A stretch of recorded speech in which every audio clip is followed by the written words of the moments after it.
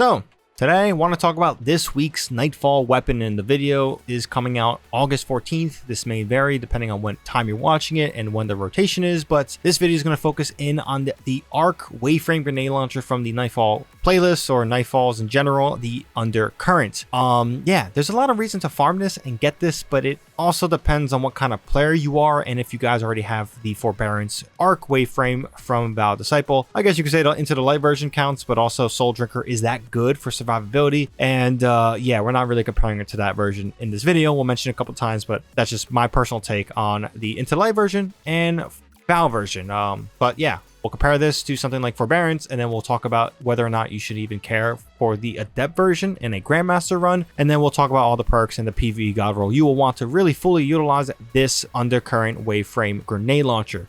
But before we do any of that, just want to mention, if you guys enjoyed the content, please consider hitting that subscribe button and bell to be notified for when I do drop more content. But yeah, with that out the way, let's jump back in. Now, for one, it is kind of bold for Bungie to make yet another Arc Waveframe Grenade Launcher, in my opinion. We already have two versions of the Forbearance, and like I said before going anywhere, we are comparing the Undercurrent to the Val version of the Forbearance. The Chain Reaction Unrelenting God Roll version of the Forbearance is available on both, but again, Soul Drinker gives a lot of juice to that survivability, where the Into the Light version does not have that, and I don't know how much I love the Origin trait for what it's offering compared to Soul Drinker. That's just my personal take on it. But yeah, Eddy Current, important to mention, does not have Chain Reaction, and even though Chain Reaction was nerfed, it is still something that makes a Waveframe really, really good. But thankfully, this has Volt Shot, which in my opinion has a lot more range than Chain Reaction, so it already puts it on the range factor with the explosive elemental stuff higher than Forbearance, and there is a jolt factor with Volt Shot, which can help you deal with overloads, which is very valuable if you guys like doing meaningful content with champions involved. Overload hand cannon is just not it, guys. It is not it. Now, this may not have the survivability factor compared to Forbearance, but that Volt Shot overload potential is just too good to ignore here, and yeah, really makes me like this weapon a lot. Now, at the moment when this video drops, I do not think that there is a significant difference in the Adept version and the base version, and the reason for that is kind of the total blast radius potential. You can reach a higher number with the Adept version, of course, but just to break that down a little bit, for example, the base stat for the blast radius for both weapons, and this specifically affects the wave of the GL, is at a base of 50 stat for both versions. A ranged masterwork will get this to a 60 stat, and it's also fair to mention that a barrel like Volatile Launch adds plus 15 to that 60 to make the total stat sit at 75. Now, this is where the Adept version comes into play with something like Blast Radius. It has the ability to have a mod called Adept Blast Radius, which grants an additional 10 stat to that 75, which will make the total stat of Blast Radius sit around 85. Now, unless this difference of 10 stats is a game changer for your Blast Radius choices, I don't know if I find the value here with this weapon being an RNG base drop. Like, you don't really control, it's not craftable, you can't pick and choose what you get, especially on the masterwork side. So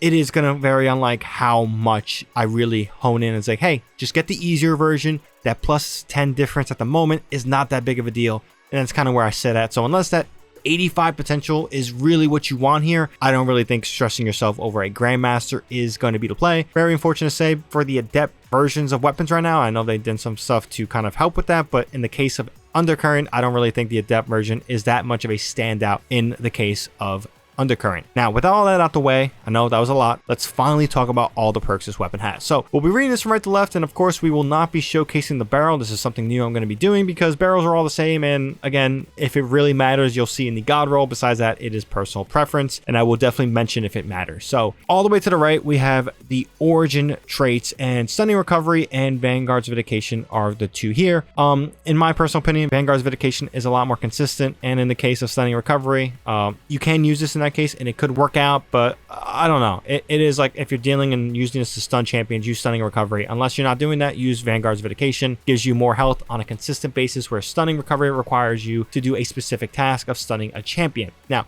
over in column 4, we have Bolt Shot, One for All, Bait and Switch, Adrenaline Junkie, Attrition Orbs, and High Ground. Oh, next to that, in column 3, we have Lead for Gold, Field Prep, Stats for All, Ambitious Assassin, Eddy Current, and Demolitionist. And for your magazines, we have high velocity rounds and implosion rounds. Spoiler alert, high velocity rounds is the way to go because implosion rounds affects blast radius. And same thing with the barrels. You want something that enhances your blast radius, doesn't hurt that stat. So in that case, the best blast radius option is going to be what you want to have. And immediately, if it affects your blast radius, don't use it. It is not good for this grenade launcher. Now, the God Roll. This is pretty straightforward from what you guys can tell. Volatile launch because the plus 15 blast radius, high velocity rounds because implosion rounds hurts the blast radius, so that's a big no-no. Eddy Current to help with that reload, more on that pretty soon, and Volt Shot to kind of, you know, make this weapon just as good as something with Chain Shot and have that overload potential. When it comes to Eddy Current, there's some things to mention when it comes to the benefit of this perk. This is actually something I am really coming around to with a little bit more research and using it hands-on in the game. The base version, which means